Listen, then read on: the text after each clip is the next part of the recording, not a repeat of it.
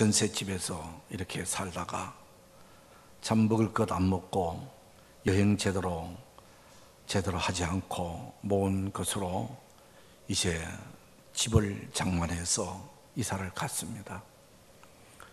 새 집에서 지내는 첫날 저녁에 누워도 잠이 오지를 않더랍니다. 집사님은 한밤중에 일어나서 이 방 둘러보고 저 방 둘러보고 이게 꿈인 것 같기도 하고 이게 진짜 내 집인가 싶기도 하고 너무 감격해서 너무 좋아서 잠이 오지를 않더랍니다. 우리가 대부분 우리가 일평생 소원이 있다면 집 마련하는 것이라고 하는 말도 있는데 그렇게 좋더랍니다. 우리가 종종 올림픽이나 국제대회 같은데 우리가 관람하다 보면은 선수들이 예선 또 준결승, 결승에 올라가서 이기게 되면은 메달을 따게 되면은 너무 좋아하면서 어떤 분들은 펄쩍펄쩍 뛰기도 하고 어떤 분들은 세레머니를 하기도 하고 어떤 분들은 태극기를 들고 경기장을 뛰어다니기도 하고 너무너무 좋아하는 모습을 우리가 바라보게 됩니다. 그동안 참 피땀 흘려 훈련하고 연습한 것이 이렇게 열매 맺혀지는 그 모습을 바라보면서 자기 자신도 그렇게 좋지만은 그것을 바라보는 우리 모두에게도 참 큰 기쁨이 되어지는 겁니다. 오늘 성경은 다윗이 너무 좋아서 춤을 추었다. 다윗 왕의 춤추는 이야기입니다.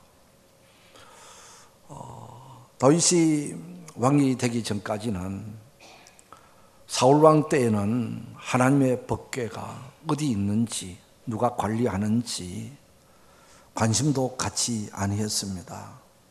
그러다가 다윗이 왕이 되고 나서 하나님을 께 관심을 갖고 나서 보더니 하나님의 법궤가 지금 어디에 있는가 살펴보니 저 시골 기란 여아림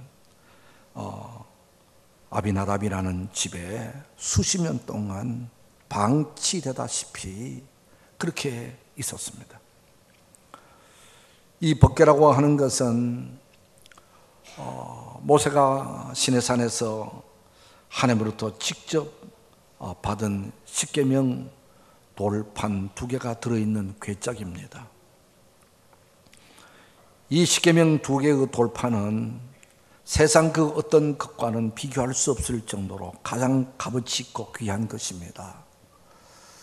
이것은 바로 하나님께서 종살이하고 있는 이스라엘 백성들을 10가지 재앙을 통해서 이들을 해방시켜 시내산까지 데리고 가서 하나님이 직접 친히 내가 원하는 것이 이것이다. 너희들 이렇게 살아라 라고 하면서 하나님이 직접 돌에다가 써주시고 새겨주신 것이 십계명 2개의 돌판입니다. 세상에 그 어떤 것이 귀하고 값어치다고 하더라도 하나님이 직접 써준 것, 그것은 바로 그 십계명 돌판밖에 없습니다. 이 귀한 것을 이제 궤짝에다 놓고 그것을 법궤라고 이름을 붙이고 이것을 앞장 세우고 가나안 땅까지 오게 되어진 겁니다. 그리고 요단강을 건널 때에 법궤를 메고 물에 들어갔더니 요단강물이 끊쳐졌습니다. 법궤를 앞장 세우고 여리고성을 돌고 돌았더니 전쟁 한번 하지 않는 가운데서 여리고성이 무너져서 정복을 했습니다. 이 법궤는 하나님 자신의 임재를 상징하고 하나님 자신을 나타내는 의미하는 것이 바로 법궤였습니다.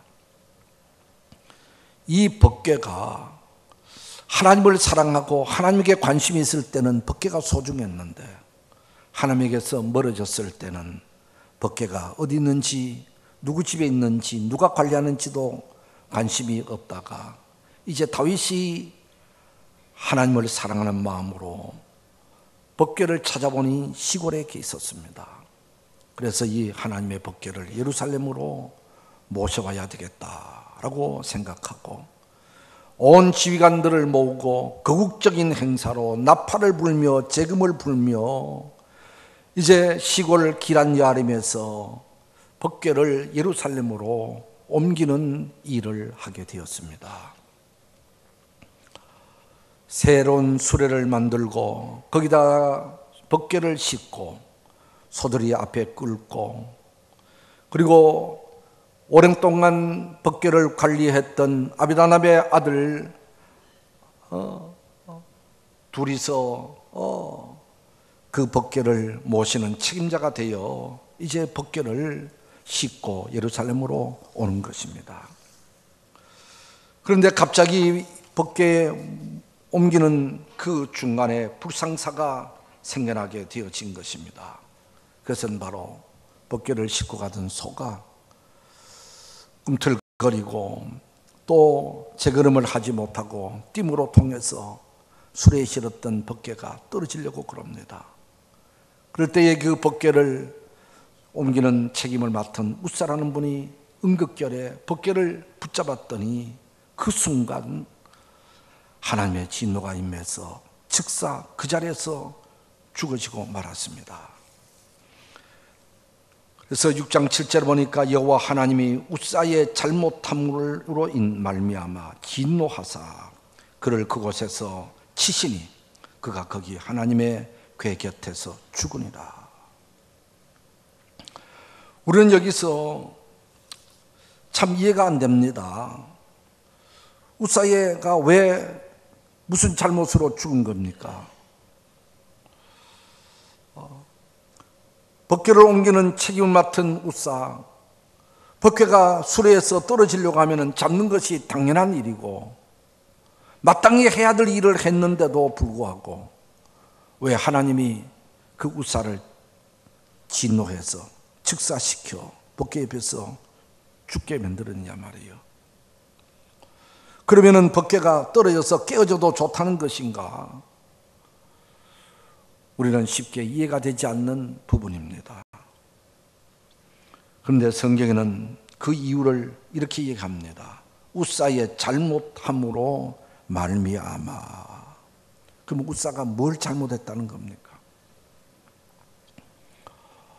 수십 년 동안 자기 집에 법궤를 모셨다고 하면은 적어도 법궤에 대해서 좀 관심만 가졌더라면은 법궤를 옮길 때에는 어떻게 옮겨야 되는지 성경에 기록되어진 정도는 알아야 될 것인데도 불구하고 그저 쉬운 방법으로 편리한 방법으로 블레셋 사람들이 법궤를 수레에 싣고 베세메스로 왔다고 해서 이방 사람들이 블레셋 사람들이 하는 방법으로 법궤를 수레에 싣고 옮겼기 때문에 이것이 잘못됐다는 것입니다.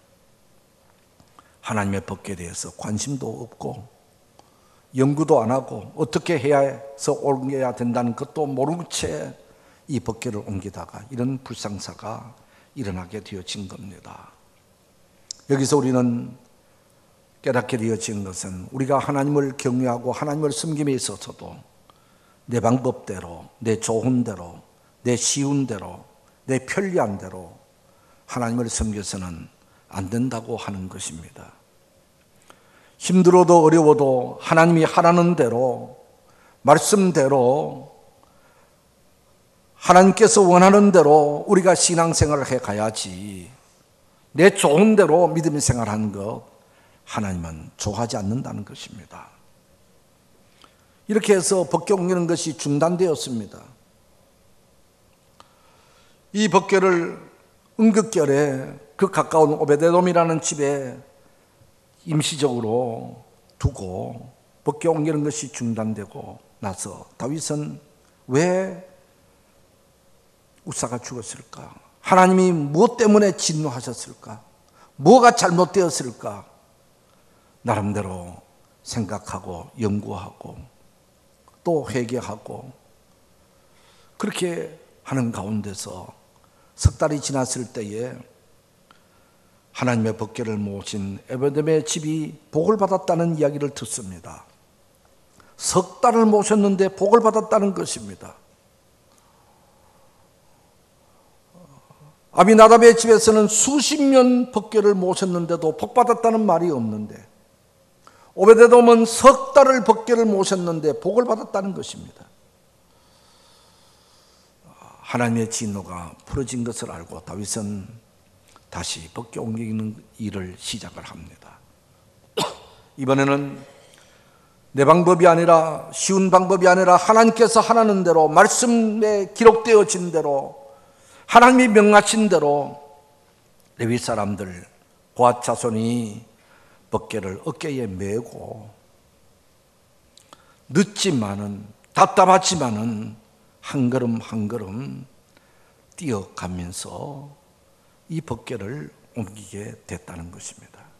이렇게 해서 법궤가 예루살렘으로 들어왔을 때에 다윗은 너무너무 좋았습니다. 법궤는 곧 하나님 자신을 상징하기에 하나님 자신, 하나님의 법궤가 예루살렘으로 오는 것은 곧 자기에게 오는 것으로 느껴졌습니다. 자기 가까이에서 하나님을 섬기게 되어졌습니다. 하나님 자신이 내 안으로 들어오는 것 같습니다. 너무너무 하나님이 가까이 오미 좋아서 그 가까이 오의 기쁨을 주체할 수가 없어서 그 법궤 앞에서 덩실덩실 임금님이 체면도 내려놓고 모든 국민들이 보는 앞에서 누가 뭐라고 하든지 간에 하나님 그 자체가 좋아서, 하나님이 가까이함이 너무너무 좋아서 덩실덩실 춤을 추었다라고 했습니다. 그 춤도 한두 번 춘 것이 아니고, 성경을 가만히 보니까 법궤가 출발하면서 이제 6걸음을 갔을 때에 하나님 앞에 제사하고 예배를 드리고 그때부터 춤을 춘 것이 예루살렘에 올 때까지 다윗은 그 앞에서 춤집이 왔다고 했습니다. 얼마나 그 참 아름다운 모습입니까? 그렇다고 해서 다윗이 춤을 잘 추는 춤쟁이가 아닙니다. 춤이 좋아서 춘 것도 아닙니다. 그 부인 미갈이 창으로 보니까 다윗이 춤추는 것이 창피스럽기도 하고 어설프기도 하고 부인은 부끄럽다고 했습니다. 그럴 정도로 그 모든 것을 보면은 다윗의 춤은 리듬도 없고 뭐 형식도 없고 그저 어린아이처럼 그저 좋아서 막춤, 그저 즉흥적으로 나오는 그 춤을 그저 춤추면서 다윗은 예루살렘까지 왔다고 했습니다. 우리가 그 모습을 생각하면 얼마나 감격스러운 모습입니까? 다윗은 그저 하나님이 가까이 함이 좋은 것입니다. 하나님 자체가 좋은 것입니다. 하나님을 가까이에서 섬길 수 있게 되어진 그 자체가 너무너무 좋은 것입니다. 세상 사람들은 일반적으로 시험에 합격되기 때문에 좋고, 집을 샀기 때문에 좋고, 무엇을 이루었기 때문에 좋고, 내가 목적한 바를 달성했기 때문에 좋고, 어떤 조건적인 것이고 어떤 무엇을 이루었기 때문에 좋아하고 기뻐합니다마는, 그러나 그 기쁨은 일시적이고 어떤 조건이 달라지면은 그 기쁨마저 없어져 버리고 마는 것이 세상적인 기쁨인데, 다윗은 그런 기쁨이 아닌 것입니다. 왕이 되었을 때보다도 더 지금 좋습니다. 하나님 그 자체가 좋은 겁니다. 하나님을 가까이 모시게 되어진 그 자체가 너무너무 좋은 겁니다. 그래서 그 좋음이, 기쁨이 춤을 추게 되어졌다라고 하는 것입니다. 우리의 신앙생활 일반적으로 보면은 내가 기도해서 기도 응답이 되어서 감사하고, 무엇을 목적을 이루어져서 감사하는 것은 당연한 감사합니다.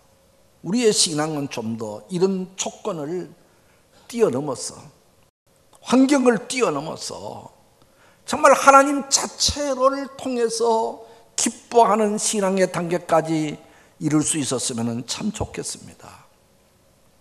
하나님이 누굽니까? 하나님은 이 우주를 창조하신 창조주시고, 이 우주의 주인이시고, 하나님은 우리 인간들의 생사화복을 주관하시는 분이시고, 하나님은 오늘 내 안고 서는 것까지 하시면서 나와 함께 하시고 내게 동행하시고, 나를 구원하기 위해서, 영생 얻게 하기 위해서 독생자 예수님을 이 땅에 보내셔서 십자가에 내 이름으로 내 대신 벌받게 하시고, 나를 하나님의 자녀로 삼아주시고 내 아버지가 되어주신 하나님, 하나님이 아버지 되신 그 자체가 그저 좋은 겁니다. 하나님 그분이 그저 좋은 겁니다. 이것이 바로 신앙의 본질이 아니겠습니까? 우리가 어떤 사람을 사랑하게 되어지게 되면은 그저 그의 어떤 조건, 환경, 그것이 문제가 아니라 그 사람 그 자체가 좋은 거잖아요. 사랑하는 사람과 같이 있기만 하면 좋고, 헤어져도 또 보고 싶어지게 되고, 금방 집에 가서도 또 전화하게 되어지게 되고, 그 사람 자체가 좋아지는 것, 같이 있기만, 쳐다보기만 하면 좋은 것, 그게 진짜 사랑이 아니겠습니까? 돈이 있기 때문에 좋고, 많이 배웠기 때문에 좋고, 인물 잘났기 때문에 좋은 것은 참 사랑이 아니잖아요. 그저 네 자체가 좋아, 네와 함께만 있으면 좋아, 행복해, 그게 사랑인 것처럼 우리가 하나님을 사랑한다고 했었을 때에 하나님이 내게 무엇을 해 주었기 때문에 하나님이 좋고 사랑스러운 것이 아니라 그저 하나님과 같이 있는 그 자체, 하나님은 그 자신이 내 아버지시기에 나는 좋은 겁니다.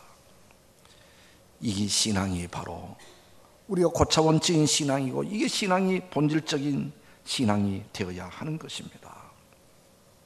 다윗은 바로 환경을 뛰어넘어서, 조건을 뛰어넘어서 이런 기쁨이 있었던 것입니다. 이런 그 기쁨은 바로 다윗의 믿음에서 주어진 것입니다. 다윗의 믿음, 그것은 바로 골리앗과 대항해서 싸운 것에서 우리가 발견하게 됩니다. 형님들은, 장수들은, 훈련받은 군인들은 저마다 모두가 골리앗을 바라보면서 골리앗의 체구, 골리앗의 그 힘, 골리앗이 가지고 있는 무기가 겁이 나서 도저히 골리앗과 같이 싸우려고 엄두도 못 내는 그런 그 때에 다윗은 훈련도 받지 않는 군인도 아닌 소년인 이 다윗이 내가 가서 싸우겠다, 그러면서 당당하게 큰 소리 치면서 골리앗과 대항해서 싸우러 나가는 그 다윗이 마음이 뭡니까? 하나님이 나를 통해서 이기게 해주신다, 하나님은 나와 함께하고 계신다, 하나님은 골리앗을 이기게 해주신다라는 100% 믿는 믿음으로 나간 것입니다. 이 믿음이 없었으면 어떻게 골리앗과 싸우러 나가겠습니까?